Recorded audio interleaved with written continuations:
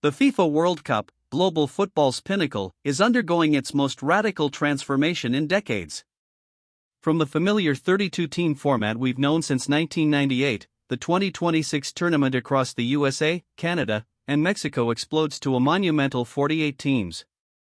This isn't just an expansion, it's a fundamental reimagining of the beautiful game's grandest stage. But is bigger truly better, or is this ambitious leap a significant misstep? At the heart of this expansion lies a completely redesigned group stage. The 2026 World Cup will feature 48 national teams divided into 12 groups of 4. This replaces the traditional 8 groups of 4, introducing a new dynamic right from the start. Each team will still play 3 group matches, but the path to the knockout rounds is now significantly altered, setting the stage for both new opportunities and potential controversies. Under the new 48-team format, qualification for the knockout stage extends beyond just the top 2 teams from each group. While the top 2 from all 12 groups automatically advance, they will be joined by the 8 best third-place teams. This expansion creates a brand new round of 32, a stage previously unseen in World Cup history. It's designed to give more nations a chance, but critics argue it dilutes the jeopardy of the group stage. The inclusion of 8 third-place qualifiers has ignited significant sporting controversy, often dubbed the third-place loophole. This mechanism fundamentally rewrites tactical manuals, as teams no longer face outright elimination after 2 losses. It incentivizes playing for draws or minimizing goal difference, potentially leading to less competitive, cagey matches in the final group fixtures. The integrity of the group stage, where every goal once mattered immensely, now faces scrutiny. A core concern surrounding the 48-team expansion is the potential dilution of tournament quality. While FIFA aims for broader global representation, critics argue that adding 16 new teams, particularly those from lower-ranked associations, will inevitably lead to more one-sided matches and a dip in overall competitive standards. The World Cup's reputation for elite, high-stakes football could be compromised, sacrificing intensity for inclusivity. The new format significantly increases the tournament's scale. The 2026 World Cup will feature an unprecedented 104 matches, a dramatic jump from the 64 games played in the 32-team format. This expands the tournament duration to 39 days, making it the longest World Cup in history. While more matches mean more revenue, it also means a more extended and demanding schedule for everyone involved. Despite FIFA's assurances of no reduction in the overall number of rest days between matches, the sheer volume of games and the extended tournament length raise serious concerns about player fatigue. Elite players already face intense club schedules.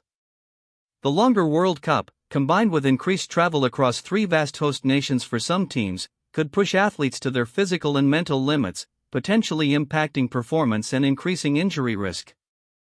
Hosting the 2026 World Cup across 3 nations, the United States, Canada, and Mexico, is a logistical feat of unparalleled scale. With 16 host cities spread across diverse time zones and vast distances, the operational challenges are immense.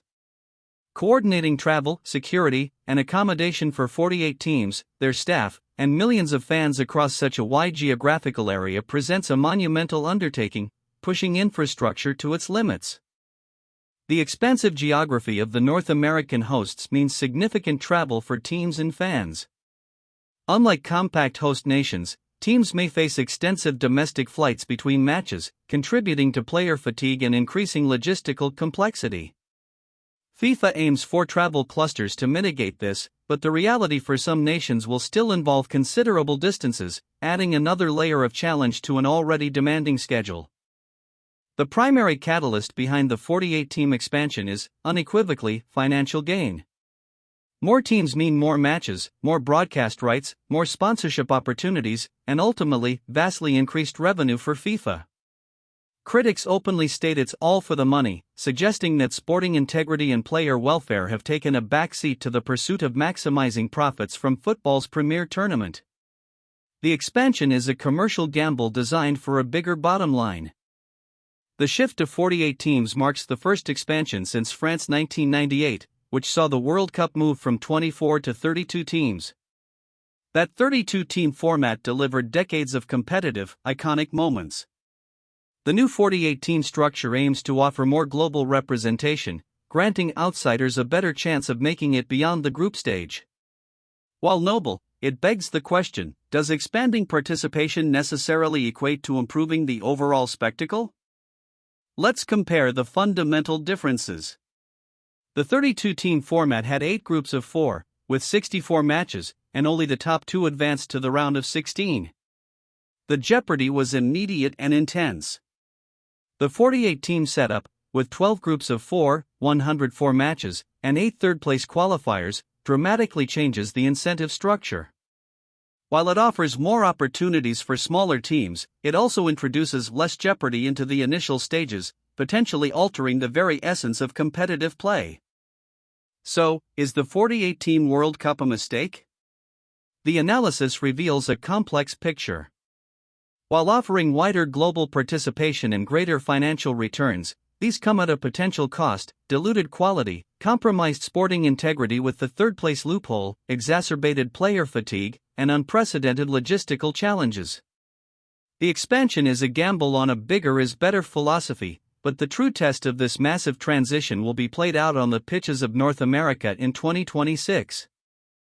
The football world waits to see if this monumental shift from June 11 to July 19, 2026, will be hailed as a stroke of genius or a cautionary tale. Will the magic of the World Cup overcome these structural hurdles, or will the very elements that make it special be diluted? The debate rages on, but one thing is certain: 2026 will be unlike any World Cup we've ever witnessed. What are your thoughts? Let us know in the comments below.